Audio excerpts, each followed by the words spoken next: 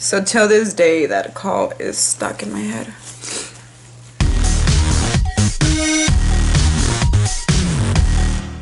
Hello ladies, welcome to my channel. If you're new here, make sure to subscribe. I am going to be talking today about my job, which is rare. I feel like it's rare when I talk about it. But today I am excited because when I do get actual questions, I do get excited to talk, because when you get me started talking, I will talk. I try not to talk about work depending who I'm with.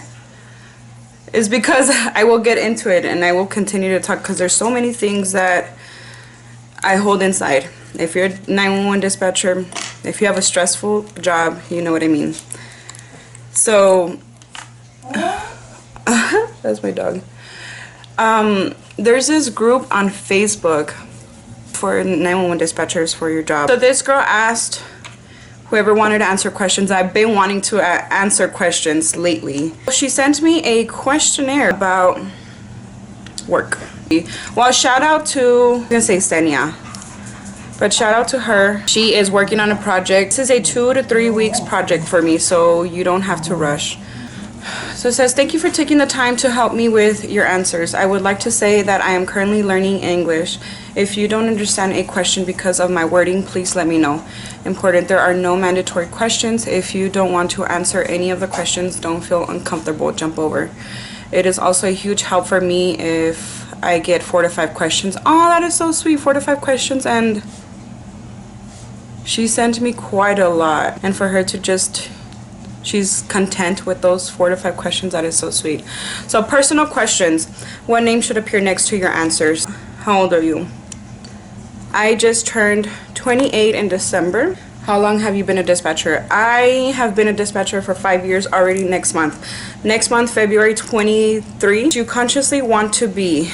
If so, when and why did you decide to do so? Ooh. So this is what happened. So consciously as in like, yeah, you were aiming for it, right? Like one day you just woke up, I'm like, yeah. I was working at a call center for data entry. I started watching Grey's Anatomy. This is how it all started. ER and the rush, the patients and all that. You know, I was like, what? I started interest somehow. So there's that. And then I started watching 911, I think it was 911. And then there's another one with the...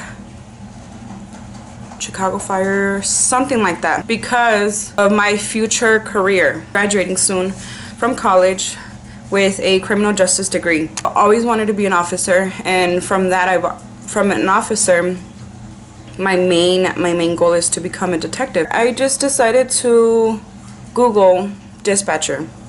Literally, that's what I did on Google. And honestly, I thought I had to like get certified, and I read the requirements. Basically 18 and above, high school graduate, you have a driver license and whatever, clean record. I filled out the application. It's an ambulance company. I parked next to the ambulances and I'm like, oh my god, I was all excited and whatever. I was like, wow. I parked where I shouldn't have parked, because later on I found out that's only for the ambulances. But yeah, she ends up calling me the next day and I'm like, what? Like, no way. She's like, yeah, I wanna bring you in so you can sit down and sit down for about an hour and make sure that this is something that you do want to continue, right? Did you work before? Yeah, I've always been into data entry. That's what helped me a lot with typing fast. So as a dispatcher, you need to be quick. For data entry, I was just in fast food, call centers also. That's why I'm able to talk to people, because I was already working at call centers. Where are you, dispatcher? I don't mean specific office, county is enough. Here in El Paso, Texas. Do you have any rituals before, during, or after work?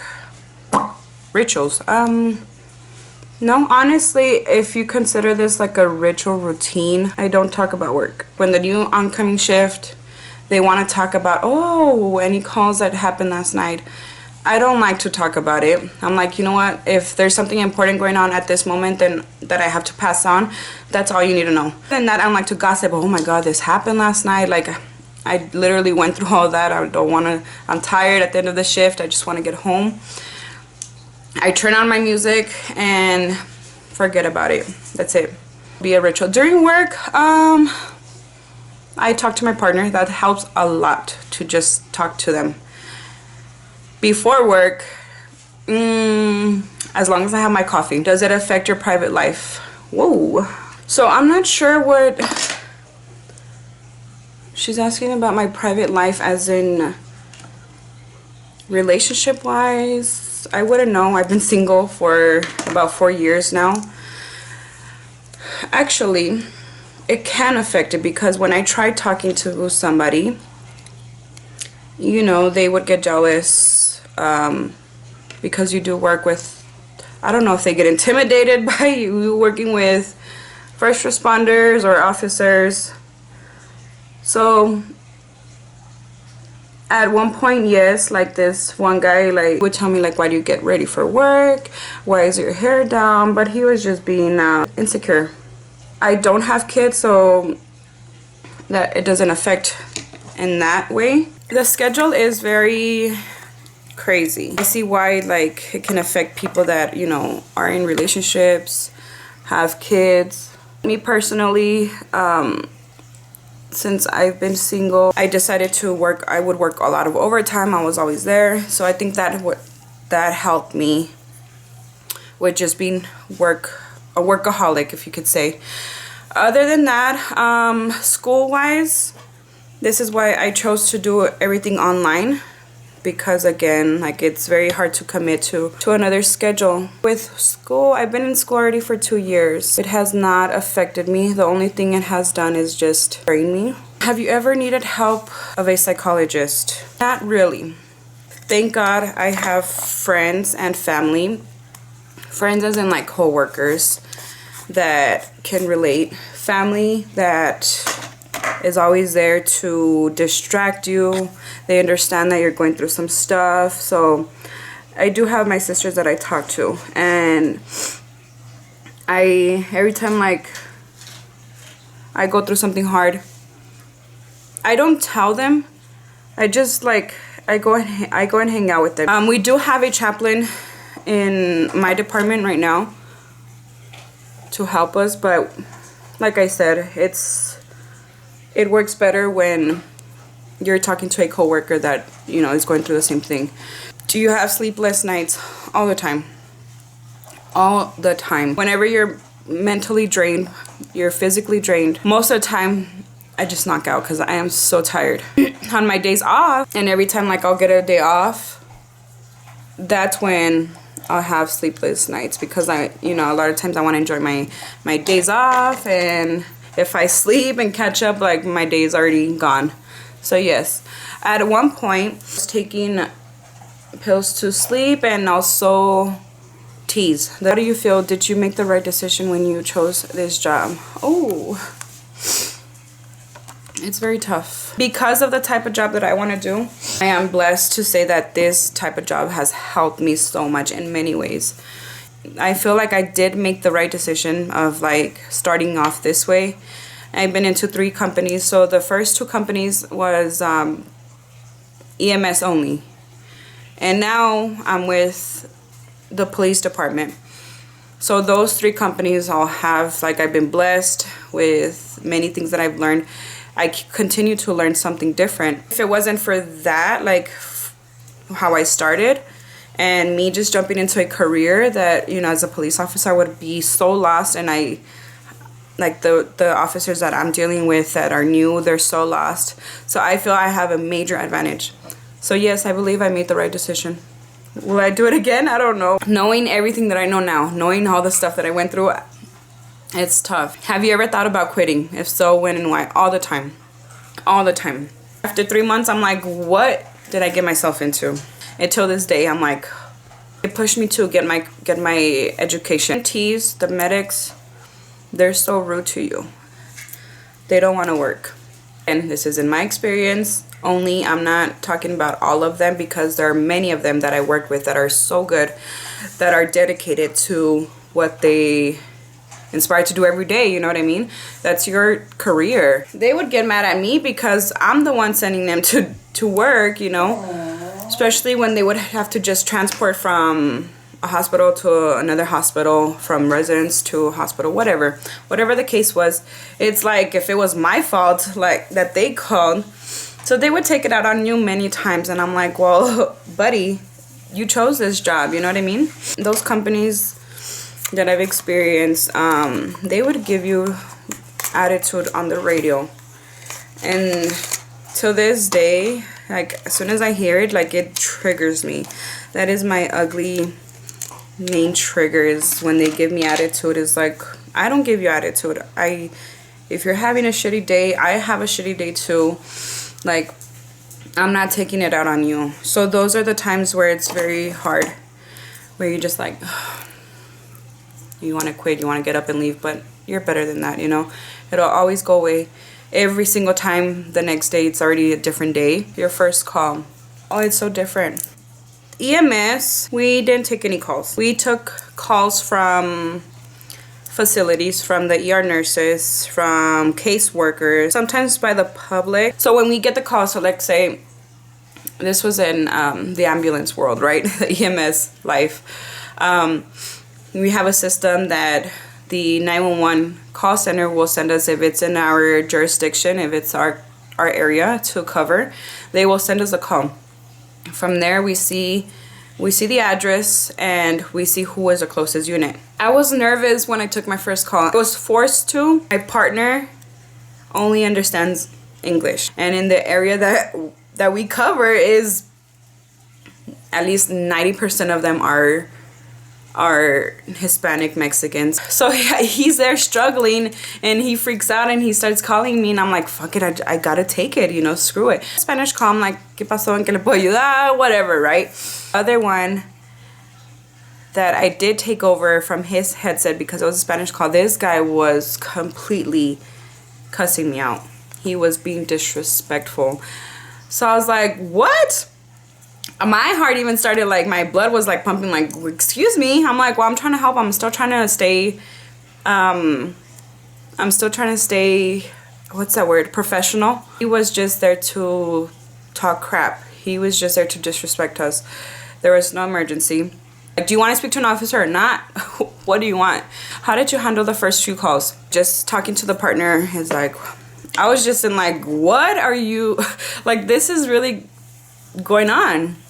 Like, you just literally gonna call 911 and tell me all this stuff? I'm like, okay, whatever. It wasn't, I didn't take it bad.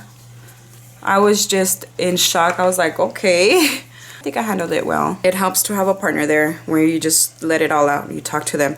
That's how we handle it. Your most memorable call.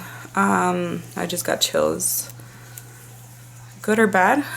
Most memorable calls are the bad ones, right? I'm even shaking. Like, suicidal calls, especially this one case. I can't talk about it. I think it was only him, but after that, any suicidal calls, I'm just like, professional, I could still whatever, right? This one guy wanted to end his life because he was being accused of something horrible.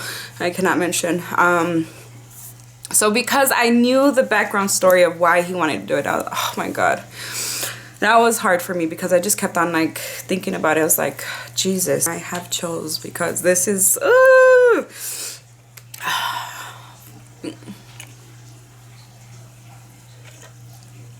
Nope, you're not gonna cry, you're not gonna cry. Okay. In EMS, my first ugly call. I don't want to talk about it. Ooh. I'm not gonna say details.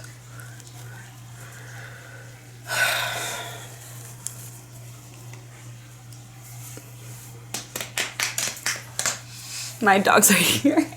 Hi, babies. It's okay. It's okay. Get over there, baby. Ooh, I can't even put my other eyelash on. Get over there, papash. Okay, we're back. How do I even say this? Like, a suicide, an 11-year-old boy. That's what I'm gonna say.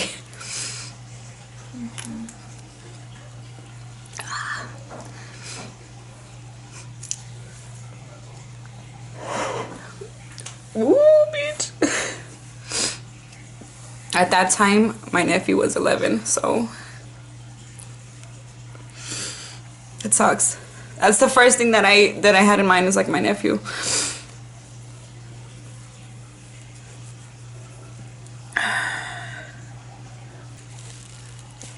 And it's something that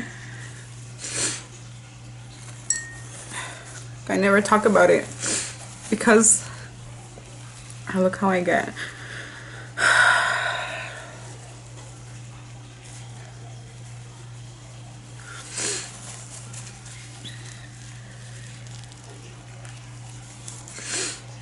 Alright, your worst, best, and funniest call. You can tell more. I can tell you a lot. My worst call is this dude was cussing the out of me, like, over a noise complaint.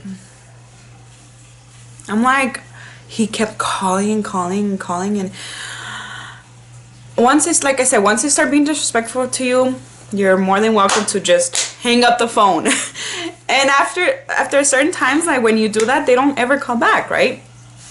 This guy kept on calling. This man, it's an old man. And I'm like, sir, do you want to talk to the sergeant? He's in the area. Talk to him and complain to him. Nope. He wanted to talk to a girl and like just talk shit to us, you know? So I think that one was my worst call, because when I left home, I was just like, that was another reason I'm like, since I've been with the PD, on PD side, I haven't had the feeling of like, oh, wanting to quit or whatever, right? Until I got that call, I'm like, no way. I'm like, what? Oh, Jesus. Anyways, best and funniest, best call. I think the best calls is the ones that are not in our jurisdiction. Is like, nope, call them, refer to another company. This is not my call. Like, I don't know. Funniest call? Oh my God, let me tell you. Funny to us. I am sorry for the girl that called, but my partner was making it worse. She calls me, and she's afraid. It's only her and her little baby. I think it was a 9-month-old or 3. She said that the door was open from her house, so she locked herself in her room. So she's scared shitless, right? So I'm on the phone with her. I'm staying on the phone. Meanwhile, my partner's already dispatching and whatever, updating them with everything, right? And in my mind, I'm just thinking about the movie, The Call. Anything can happen. I'm like, shit. So I'm starting to ask questions. She's whispering. I'm like, just stay on the phone with me. So I asked her, I'm like, do you have any dogs in the front that will, because I had a canine, you know, that was going to respond. And so, yeah, she starts telling me there's a dog in the front. So I'm speaking loud so that my partner can update the officers. Like, and then you could just hear, I'm like, units responding, be aware there is a canine in the front or whatever. So then,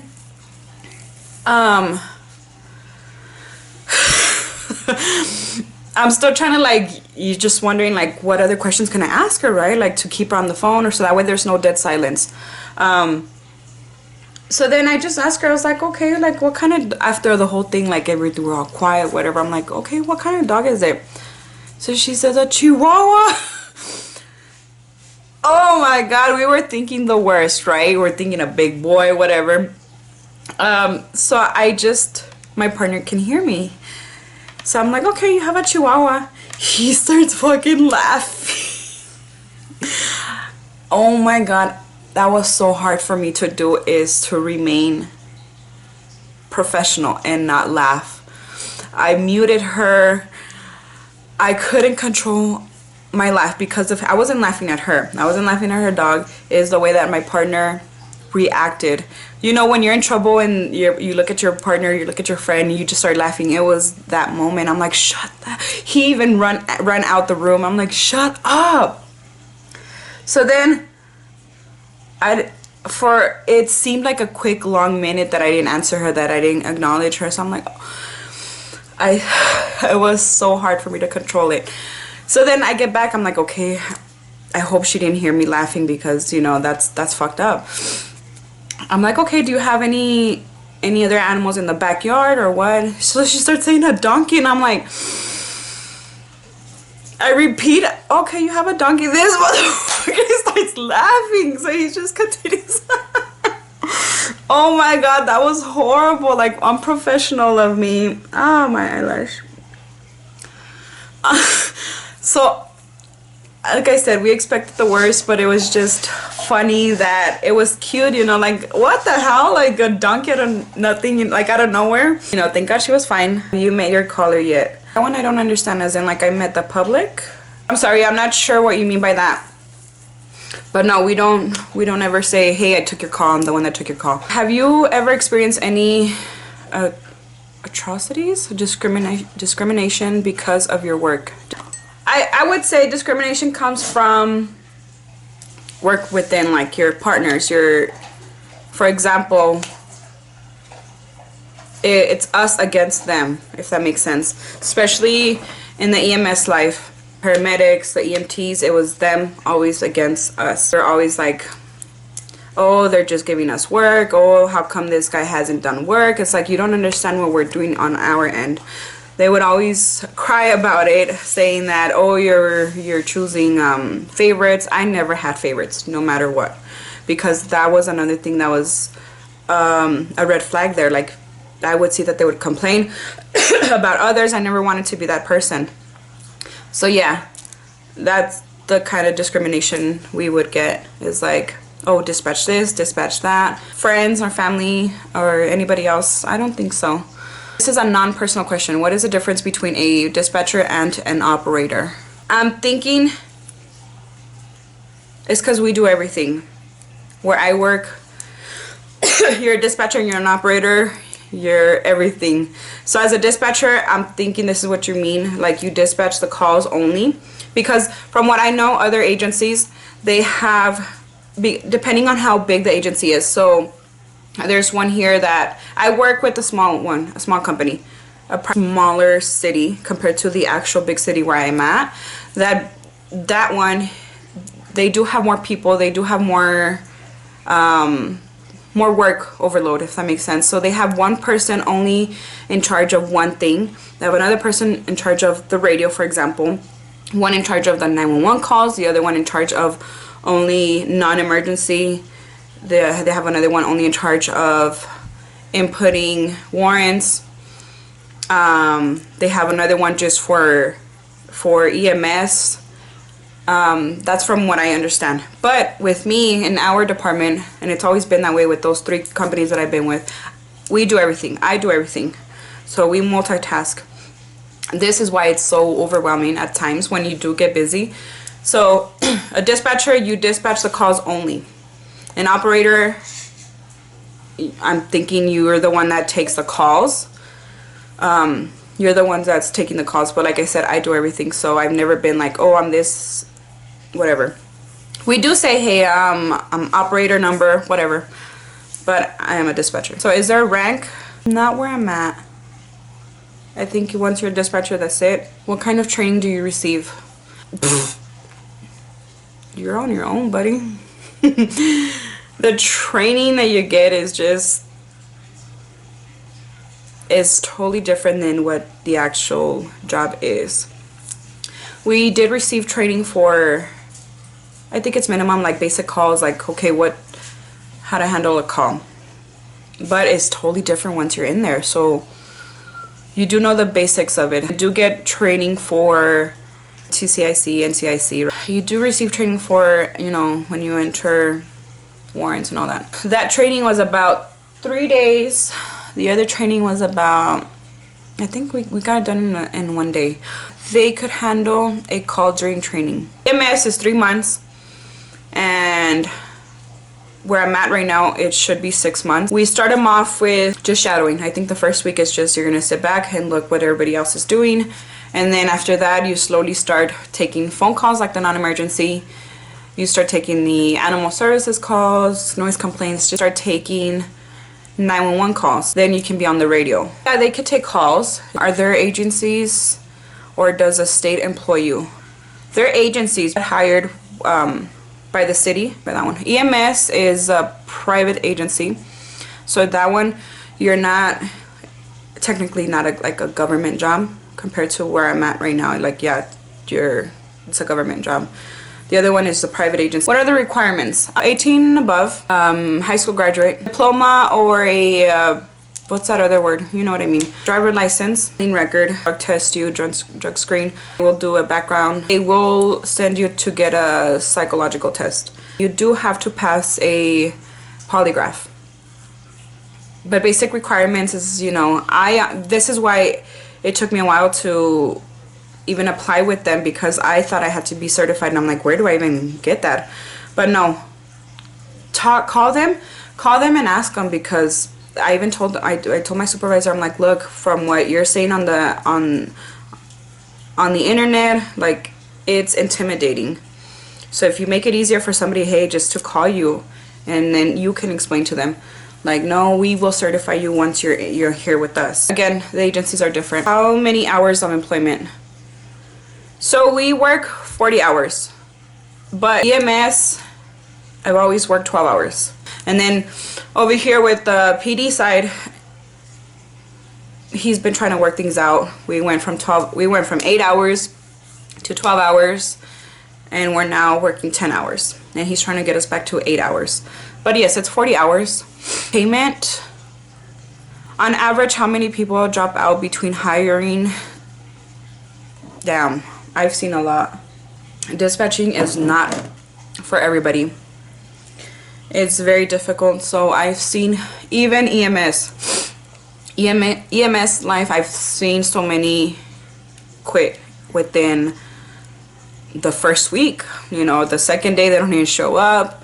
The first few months they end up quitting because of the schedule, because of how stressful it is. PD side is just, it's hard to get in because they do question you. You do have to pass a test before even going through the whole interview process and all that stuff. So a lot of them will not even pass that test. How is it different from an average office job? It is so different from an average office job.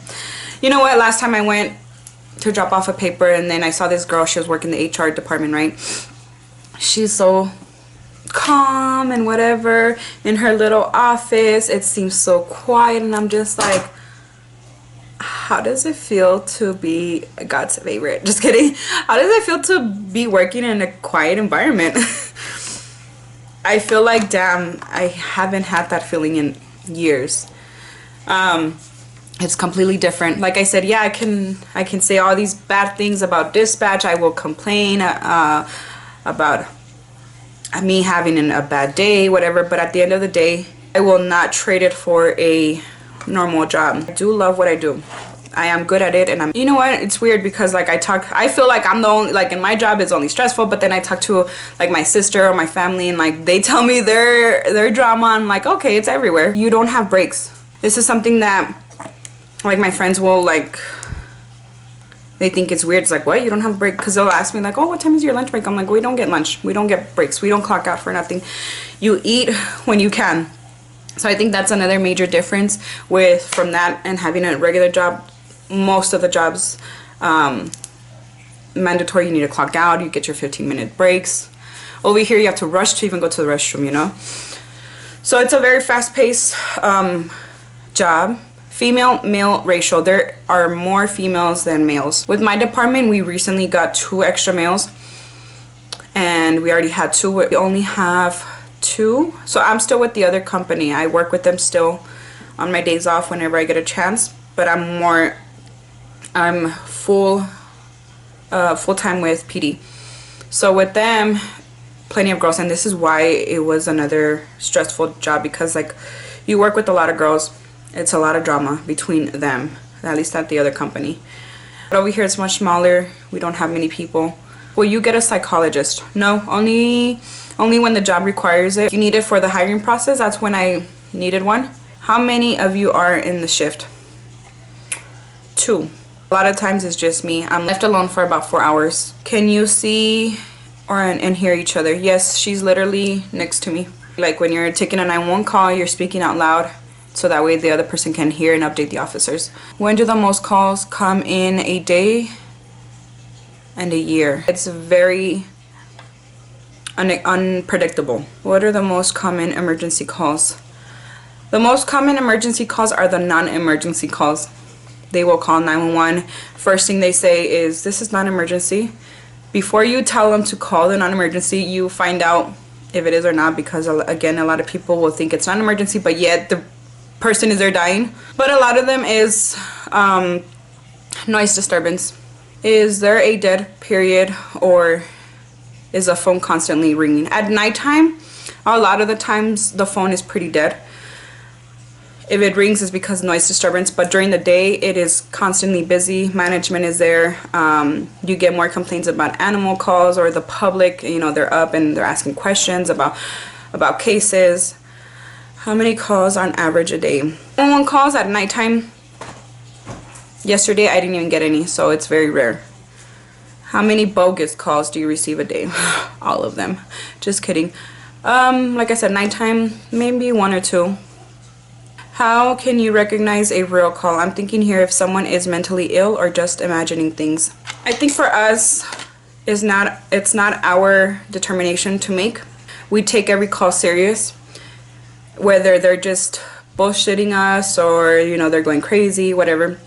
We do get a list, or like we're able to see their history on the house if they called plenty of times. So for example, the 911 hangups. If there's already a history of so many calls that have happened, it doesn't matter. Where you feel like, oh yeah, it's whatever, we still send it out. We take it as like an important call. So we don't really determine, only amongst us, but we still send it out as an important call. Can you take a break if you feel something has shocked you?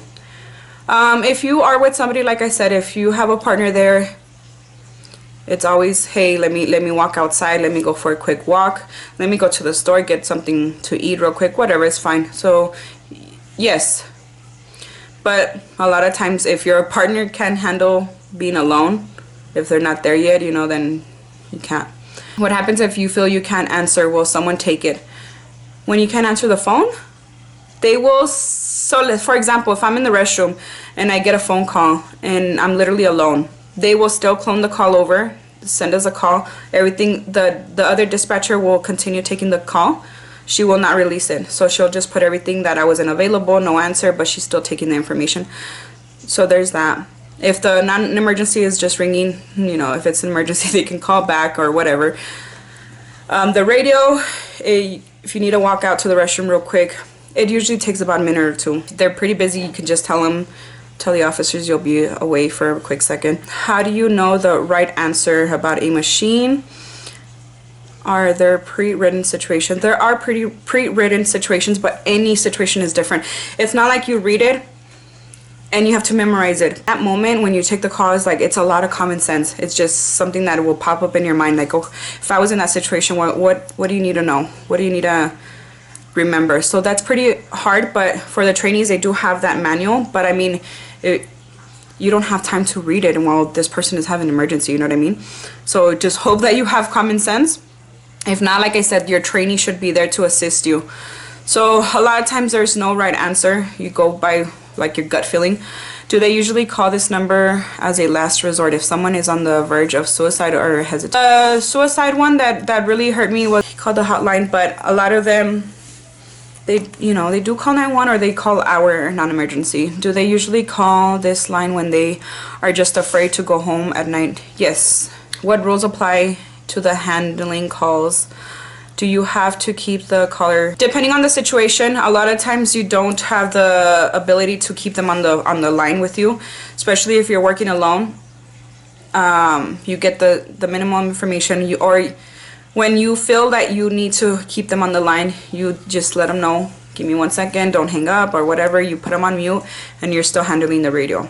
But if you already gathered all the information, there's no reason to keep them on the line, then release it. What are the questions that should be answered immediately as a caller? The main questions is the address, the location, right? You want to know where exactly it happened, because they can call from this address, but it happened in another jurisdiction. So that's another main thing that you need to know. And this is what I tell the ones that I'm training, is like, where did this incident happen? If it didn't happen in our jurisdiction, we can't take the call. We could, if they're requiring medical assistance, then yes, we'll take it. But PD side, no. So obviously the location, the caller's name is very important, and the phone number. People say that the name is not important. It's just as important as the reason why you're calling. The officers need to know who they're looking for, who called, you know. Obviously the situation, what's going on. Any weapons in the house, that is a major thing. Weapons, have they been drinking? All of that is very important. Well-known famous cases in your area. The gang members are well known. Habitual callers. What extent are you in contact with authorities, police, fire department, and ambulance? With police, I work directly with them every day. So with fire department, we just clone the call, we send them the call. So it's very rare that we call them. Do you get information from them about the outcome? No, we don't. We don't contact each other to like, hey, what happened with this call? Either by yourself or by asking. How typical is the cohesion? I don't know how to say that word. Getting together with colleagues after work. We don't. I don't mix work with friends. It's just like, yeah, we can be friends at work, but outside of work, I don't. Is it considered a respected profession in the given environment? I would say yes. Especially by truly family members that support you. They do respect you more, you know what I mean? When they do find out like the things that you've done. This is why like certain times like, oh, I'm proud of myself. On average, how long can you do this job? I would say dispatcher average would be about 2 years, 2 to 5 if I'm not mistaken. Can you do this for a lifetime? I personally cannot. This is not my career. If I didn't have goals or whatever, I would probably stay there. Like I've stayed 5 years. I didn't expect to be here this long. What advice would you give to someone thinking about this career? Don't do it. I'm sorry. That is my personal view. Don't do it. But if you are gonna do it, be prepared. Be prepared to go through some stuff. Anything you have to say about it? Do you feel it's important, but I missed it? Any seriously? It's not something that I recommend because again, you go through some stuff. You are stressed on a daily basis, depending on your agency, right? But if you have a strong mentality, that's another thing. So I don't regret how I started, me being a dispatcher, because it has helped me manage my anger, has helped me manage my stress levels. Like I am more mature. I'm able to talk to anybody, just like whatever. When I'm out in public, hi, how are you? Like, you know, I'm not afraid to speak. And speaking like in phone calls, like I don't have that, like I'm not shy, you know what I mean? I talk to my neighbors, I say hi, whatever. My mom even looked at me the other day like, what are you doing? I'm like, no, like, so that's what has helped me a lot with handling the stress, being being more mature, so I don't regret it. But if you are gonna do it, you know, I'm always a person to help. Like whenever they send me somebody, I try to teach them my ways, like how to be quicker, how to do this and that. I've gotten many good compliments from my supervisors saying that, you know, I have very good speaking skills or customer service skills. So yes, another thing to keep in mind is like, yeah, people are gonna, especially the public is gonna be angry at you, you know, they're always gonna be mean to you. Don't take that to the heart. Don't. It's hard to say, but don't let it affect you. If you messed up on a call, just don't let it get to you. Just learn from your mistakes. Another thing I do recommend, like I said, is being a multitasker and typing quick. That's about it. I do need to rush to work already. And thank you guys so much for listening to me just ramble finally about work. If you do have any more questions other than that, or you want to hear stories, I could probably mention a few here and there. If this is something that you do want to do, ask me. I will be here to help you in any way that I can. Don't take my experience as like something that can happen to you, because any city, any agency could be totally different from my experience. Like I said, I'm still here after 5 years, right? I wouldn't trade it for anything less or anything like a regular job, other than a career that I do want to commit to. So this is why I'm still here. So it is a great job because like the environment is different. You're working with, you become a family, you know. That's why you're always like crashing into each other. With PD side, they're very respectful. I will say that they are very respectful from my experience with the EMS world. So this is why, you know, they know their they know their radio etiquette. They are respectful to you, and that is the main thing. So yes, I do recommend that. Like I said, I wouldn't trade it, otherwise I would be somewhere else. I'm still here because I hate going from job to job, but I'm still here until I'm able to finally get my career. But if this is something that you wish to do in the future, or this is something you're currently going through, some stuff, hit me up, send me a message. I will be that friend that you need. I will be the therapist that you need. I promise that, because I've been through so many things. But anyways, thank you guys so much for watching. I do have to get going again.